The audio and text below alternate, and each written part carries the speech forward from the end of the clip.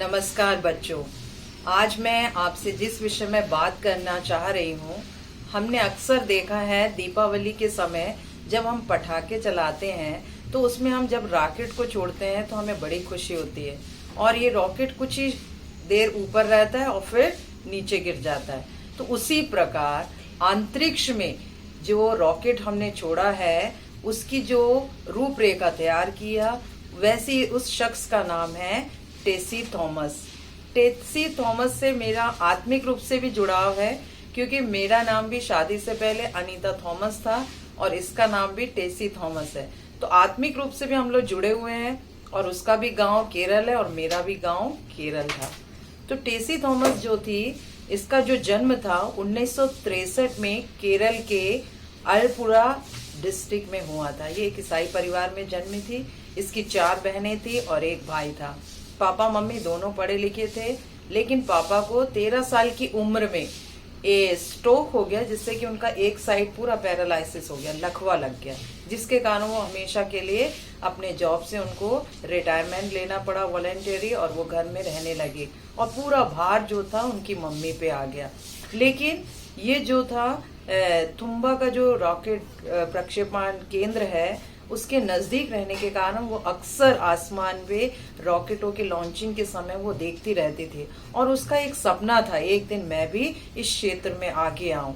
लेकिन उसके पेरेंट्स चाहते थे, उनके माँ बाप की इच्छा यह थी कि ये डॉक्टर बने, लेकिन उसका कहना था कि मम्मी मैं डॉक्टर तो जरूर बनूंगी लेकिन चीर फाड़ करने वाला नहीं। इसलिए जब स्कूली शिक्षा ली तो स्कूल में उसको साइंस और भौतिकी में और गणित में उसका बहुत इंटरेस्ट था और उसमें पूरे 100 में से 100 नंबर वो लाते थे। इसलिए पेरेंट्स ने उसकी पढ़ाई को जारी रखा।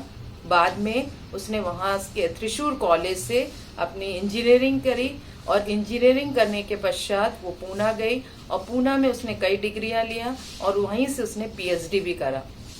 इसी बीच उसकी जो मुलाकात थी डॉक्टर अब्दुल कलाम से हुई और अब्दुल कलाम जो कि मिसाइल मैन थे, उन्होंने अपने टीम में DRDO के तहत अपने जो मिशन का जो मिसाइल मिशन था उसमें उसको भी शामिल कर दिया और ये रक्षा विकास अनुसंधान संगठन में अग्नि चतुर्थ की परियोजना निर्देशक बनी और इन्हें बहुत बड़ा सौभाग्य था कि डॉक्टर अब्दुल कलाम जी के साथ कार्य करने का इनको अवसर मिला।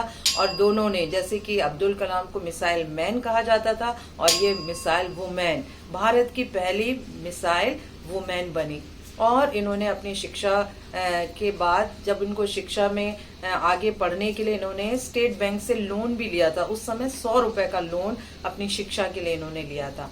आगे चल के इनका विवाह हुआ नौसेना के कमांडर से, सरोज कुमार से इनका विवाह हुआ। इनका एक बेटा भी है, उसका नाम है तेजस।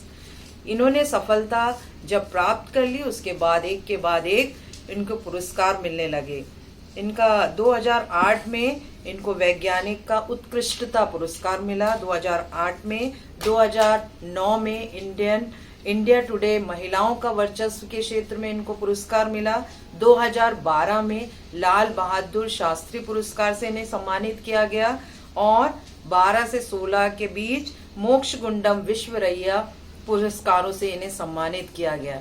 तो मेरा ये कहना है, यदि बच्चे सही समय पर एक बार यदि प्रयास कर लेंगे तो पुरस्कारों की लाइन लग जाएगी।